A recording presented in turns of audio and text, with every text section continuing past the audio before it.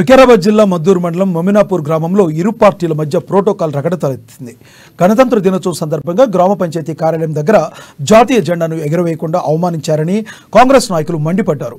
అదే గ్రామంలో నూతనంగా నిర్మించిన గ్రామ పంచాయతీ కార్యాలయ ప్రారంభోత్సవానికి మండల అధికారులు, ప్రజాప్రతినిధులు ఎవరూ రాకుండానే బీఆర్ఎస్ పార్టీకి చెందిన గ్రామ సర్పంచ్ గోవర్ధన్ ప్రారంభించి జాతీయ జెండాను ఎగురవేశారని కాంగ్రెస్ నాయకులు మండిపడ్డారు.